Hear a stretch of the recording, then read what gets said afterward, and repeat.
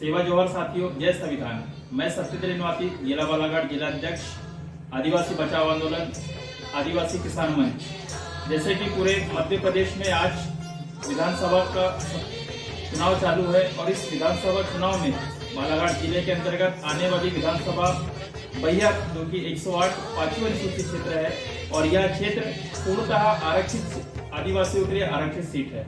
पिछले 40 से 50 वर्षों से इस क्षेत्र में इस सीट पर चाहे वो कांग्रेस हो चाहे वो बीजेपी हो, ये एक परिवारवाद के रूप में यहाँ पे निरंतर उनका राजनीति चल रही है और आदिवासियों को इस लोकतांत्रिक व्यवस्था में विकास के नाम पर आदिवासियों के पास में केवल विस्थापन और विनाश ही मिला है इस बैहर क्षेत्र में। जबकि ये पांचवी अनुसूचित क्षेत्र है और इस पांचवी अनुसूचित क्षेत्र में आदिवासियों को पूर्णतः उनका हक और अधिकार मिलना था, लेकिन साथियों ये जो क्षेत्र है पांचवी अनुसूचित क्षेत्र होते हुए भी यहाँ पर आदिवासियों को कान्हा कॉरिडोर के नाम पर विस्थापित किया जा रहा है। देश का संविधान मानता है कि आदिवासी इस देश का मूल मालिक है और इस देश का सुप्रीम कोर्ट जिसने कि 2011 में एक जजमेंट पास किया नंदाबाई भील के इसमें कि आदिवासी इस देश का मूल मालिक है और आदिवासियों को इस देश का मूल मालिक होने का प्रमाण मिलना चाहिए। लेकिन इस देश की गवर्नमेंट आदिवासियों को पिछले सालों से गुमराह करके रखा है और आदिवासियों को आज तक इन्होंने देश का मूल निवासी कभी माना नहीं। ये चाहती है कि हम ये इस देश के जो आदिवासी है, जो भूखे नंगे जो आदिवासी, क्या मैं इन लोगों को इस देश का मूल मालिक समझूं?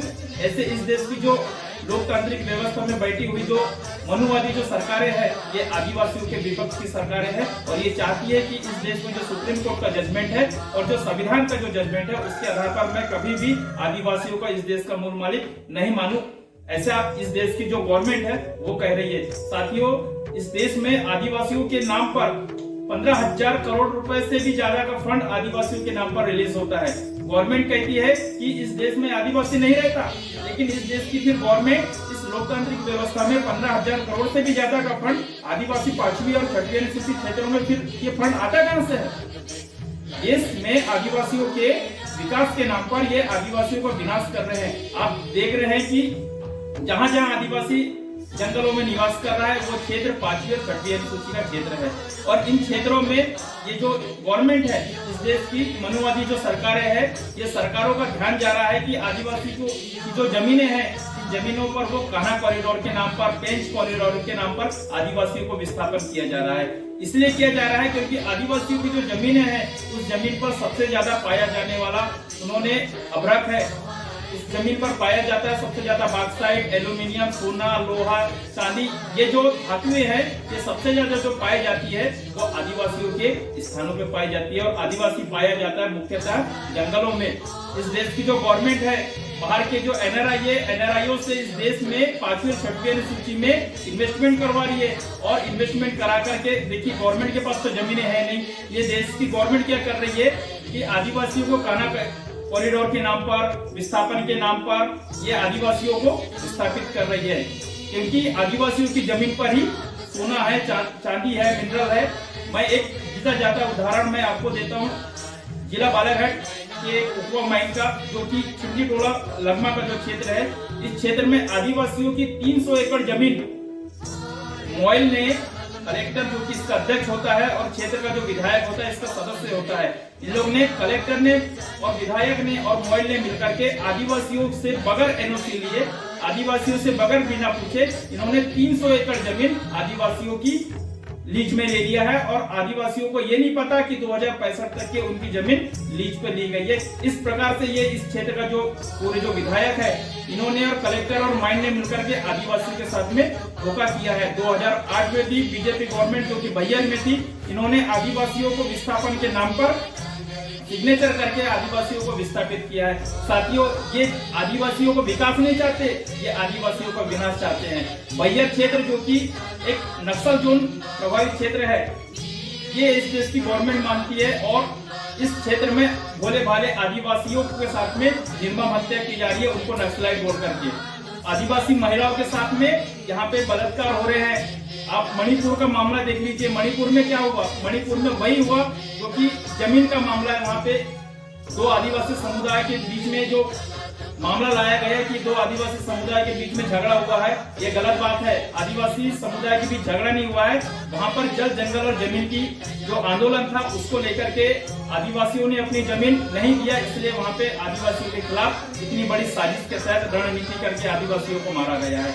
ये क्षेत्र साथियों सिर्फ 5वीं मणिपुर का मामला नहीं है, ये मामला पूरे भारत में जो 5वीं और 6वीं अनुसूचित क्षेत्र में जो आदिवासी रहता है, ये सभी देश के आदिवासियों के लिए एक सोचने और समझने का समय है कि जो घटना यदि मणिपुर में हो सकती है साथियों, यदि वो घटना कल के यदि आपके बैहर 5वीं अनुसूचित क्षेत्र में हो जाए तो आप लोगों के पास में क्या प्लान है?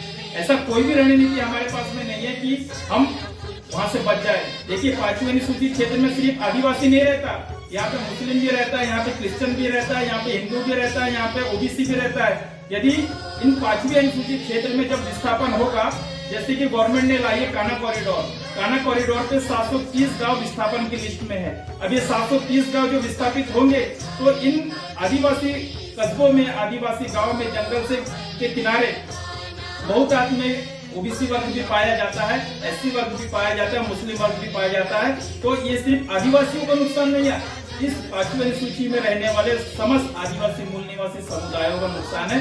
साथियों, इनकी रणनीति बहुत खतरनाक है। ये 65,000 किलोमीटर का एक कॉरिडोर इन्होंने निर्माण किया है, जिसमें ये 5वीं और 6वीं अनुसूचित क्षेत्रों में एनआरआई गैर आदिवासी जो भारतीय प्रवासी भारतीयों को लाकर के यहाँ पे बिजनेस कराना चाहते हैं और आदिवासियों को जंगल से विस्थापित करना चाहते हैं। आप सुरजागढ़ का मामला देख लीजिए, आप गढ़चिरौली का मामला देख लीजिए। ये पूरा जो क्षेत्र है, ये क्षेत्र केवल आदिवासी क्षेत्र है और ये देश की गवर्नमेंट नहीं चाहती कि आदिवासी यहाँ पे जिंदा रहे और आदिवासियों को यहाँ से वो विस्थापित करना चाहती है। मैं बैहर विधानसभा क्षेत्र के तमाम साथियों से, एसटी, एससी, ओबीसी माइनॉरिटी के तमाम सभी लोगों से हाथ जोड़ करके विनंती करता हूं कि आपके क्षेत्रों में हम लोग ने एक गरीब घर की बच्ची जिसके माँ भी नहीं है, पिता भी नहीं है और उसके पास में पैसा भी नहीं है, हम लोग ने एसटी, एससी, ओबीसी माइनॉरिटी तमाम सामाजिक संगठन के लोगों ने मिलकर के आर्थिक रूप से सहयोग करके, डोनेट करके, कोई 10 रुपए, 5 रुपए, 1 किलो चावल ऐसा मिला करके हम लोग ने उस बच्ची को आज आपके विधानसभा क्षेत्र बैहर में खड़ा किया है। हम चाहते हैं साथियों कि राजा का बेटा राजा नहीं होना चाहिए और नेता का बेटा नेता नहीं होना चाहिए। समाज के आखिरी छोर का बच्चा भी समाज का नेतृत्व करना चाहिए। इसलिए हम लोग ये मूवमेंट को चला रहे हैं और हम आपसे हाथ जोड़ के विनंती करते हैं कि इस बच्ची को आप बढ़ चढ़ करके सामने लाइए और वोट देने के पहले एक बार जरूर सोच लेना कि जो घटना यदि मणिपुर में हुई, वो घटना कल को यदि बैहर में आपकी माँ बहनों के साथ में हो गई तो आपके पास में क्या प्लान है, कौन सा नेता आपको आकर के बचाएगा। साथियों, चुनाव के अंतिम दिन में ये लोग भ्रामक जानकारियां देते हैं कि आदिवासी क्षेत्रों में दारू और मुर्गा हम लोग दे देंगे, आदिवासी लोग भ्रमित हो जाएंगे और हमको वोट दे देंगे। लेकिन मैं इस बैहर विधानसभा के सभी आदिवासी भाइयों से चाहूंगा कि दारू मुर्गा चूड़ा लेने के पहले आप अपने मान को सोच लेना कि यदि मैं इस पैसों को यदि लेता हूं या दारू मुर्गा चिवड़ा लेता हूं तो ये आने वाले 5 साल मेरी माँ बहनें असुरक्षित होगी, ये मैं अपनी माँ बहनों के साथ में सौदा करूंगा। ऐसी मन में सोच लेना और लेने के पहले ये सोच लेना कि ये 5 साल आप लोगों के लिए बहुत घातक सिद्ध होगा। आप यहाँ से टोटली विस्थापित हो जाएंगे। 2023 में आप संविधान के पन्ने से ही गायब हो जाएंगे, क्योंकि इस देश की गवर्नमेंट ने एक और योजना लाई है, 1 नेशन और 1 इलेक्शन, मतलब एक भारत और एक चुनाव। ये हवाला दे रहे हैं कि देश में पैसों के चुनाव करने से पैसा ज्यादा लगता है, इसलिए इन लोग ने ग्राम पंचायत से लेकर के विधानसभा तक की सारी व्यवस्था ये 2023 के इलेक्शन के बाद में खत्म कर देंगे। ये बहुत गहरी साजिश है साथियों। ये आदिवासियों के जो 5वीं अनुसूचित क्षेत्र है, 6वीं अनुसूचित क्षेत्र है, इन क्षेत्रों में आदिवासियों को विस्थापन के नाम पर इन्होंने एक अफसर कानून लाया है और हमारे जो फॉरेस्ट कंजर्वेशन बिल था 1980 उसको भी इन्होंने संशोधन कर दिया। वन अधिकार अधिनियम 2006 इसको भी संशोधन कर दिया।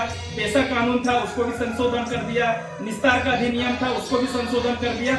ये जितने हमारे जो राइट्स थे ये इन्होंने पिछले महीना लोकसभा में बिल पास करके जेपीसी के माध्यम से राष्ट्रपति से साइन करवा करके इस कानून को उन्होंने पास कर दिया और हमारे अधिकारों को वहां पे खत्म कर दिया। और इन्होंने एक अफसर कानून लेकर के आया जो कि 1958 में पंजाब और चंडीगढ़ में लगा था साथियों। ये अफसर कानून इतना खतरनाक कानून है कि ये आपके बैहर विधानसभा के हर क्षेत्र में ये पैरामिलिट्री फोर्सेस लगाएगी।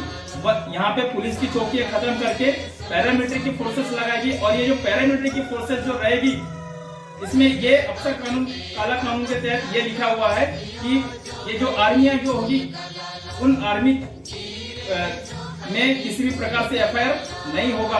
और उसमें ये भी लिखा है कि यदि आर्मी को यदि आप संदिग्ध लगते हैं तो आपके घर में बिना वारंट के वो सर्च कर सकता है। यदि आप संदिग्ध व्यक्ति पाए जाते हैं तो आपको शूट आउट के भी ऑर्डर है, उसकी कोई रिपोर्ट नहीं लिखाई जाएगी। ऐसा वो काला कानून में लिखा है। साथियों, मैं तमाम सभी से चाहूंगा, इस विधानसभा के सभी साथियों से चाहूंगा कि वोट देने के पहले एक बार सोच लेना कि आप क्या अपने आप को बलिदान कर रहे हैं, आप अपने आप का मृत्यु प्रमाण पत्र ले आए हैं।